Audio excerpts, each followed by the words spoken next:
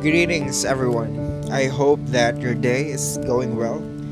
Because right now, we're going to talk about an important yet overlooked social issue. It is about how we deal with social issue itself. As social media became more prominent, it allowed us to interact and share contents with each other. What once was static became dynamic and inclusive at that. Social medium has become a special haven where everyone is given a chance to speak up and let their voices be heard. A baffling system indeed that connect and tear us apart. That is why I'm using this very system to reach out to all of you so that we can promote a healthy environment for all of us. The issue is how we comment, how we react, and how we share our thoughts. Those very thoughts that involves our beliefs, passion, perspective, ideals, etc. Don't get me wrong, it is not a bad thing. As a matter of fact, it is its purpose.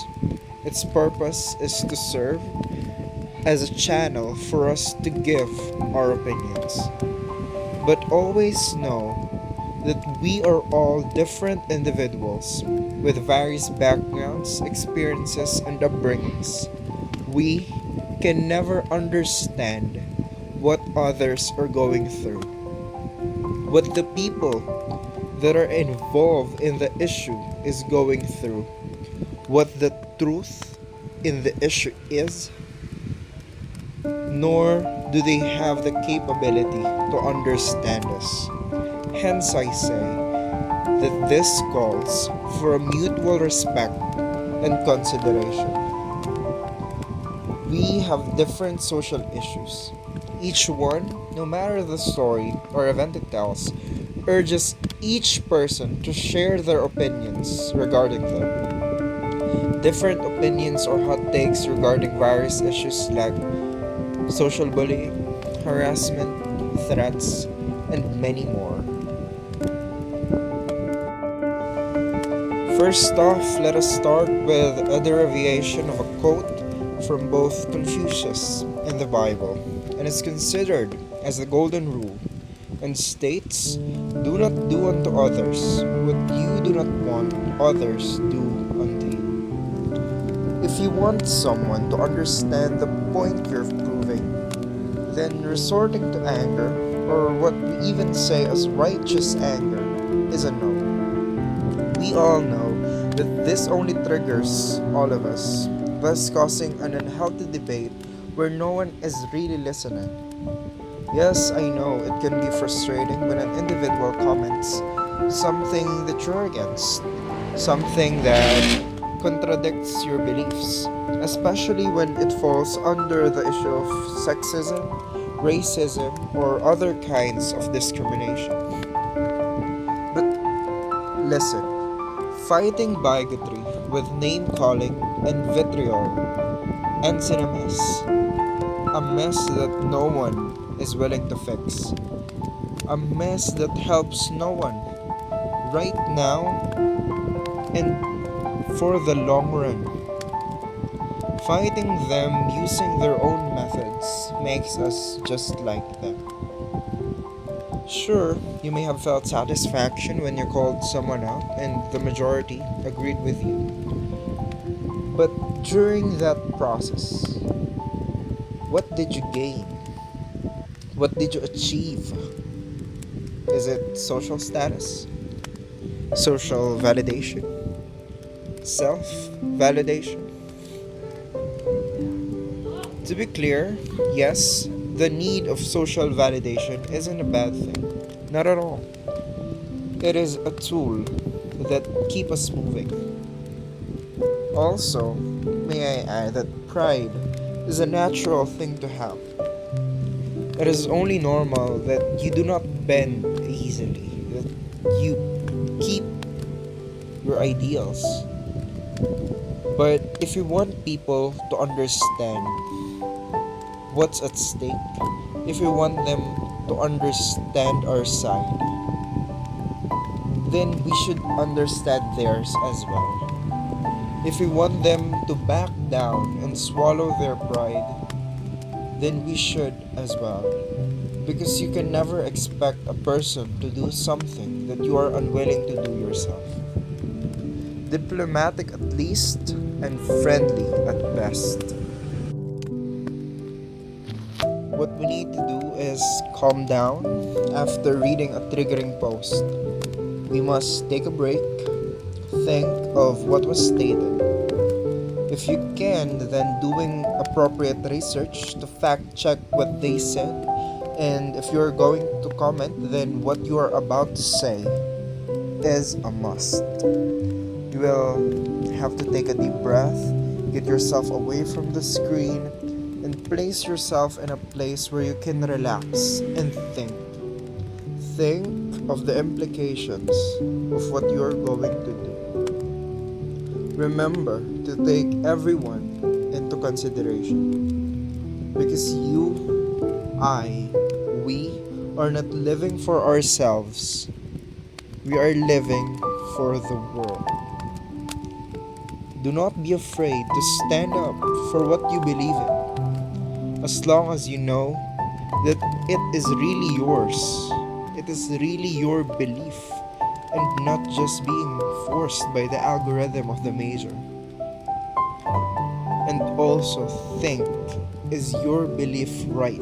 Is your belief good, not just for you, but for your family, for your friends, for the world?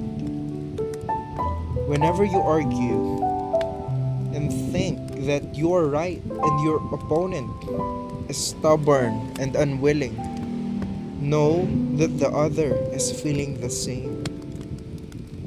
With that cleared up, let's talk about some examples.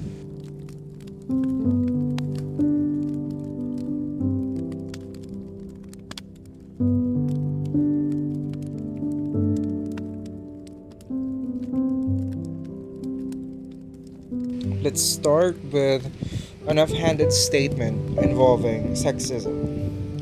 In situations like these, and most of them actually, it would be best to inform them of what they said on how it is wrong. Know that telling them that they are wrong is much worse than telling them what is wrong with their statement. Be clear and concise. Correct the statement and not the person.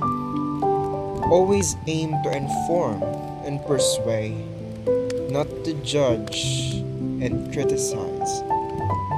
Make it clear that what they said may contribute to the ongoing social structure of sexes and genders, and that it may cause some problems for the parties involved. Make it so that everyone understands your point very clearly. Explain your stance to them thoroughly. Of course, it goes without saying, but you must never resort to name-calling or righteous anger or anything at that, because those are what causes division.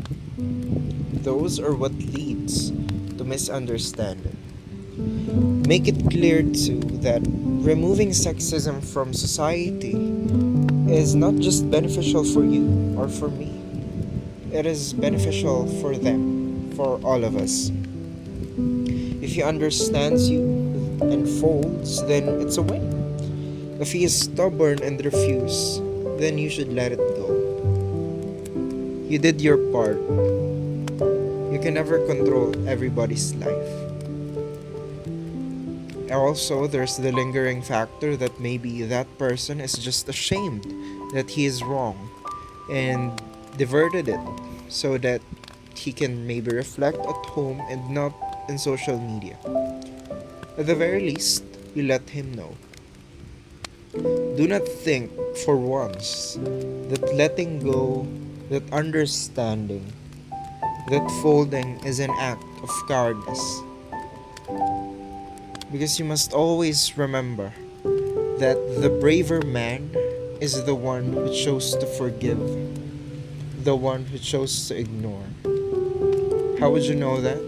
Because it is harder to forgive and ignore than to fight back and attack the person.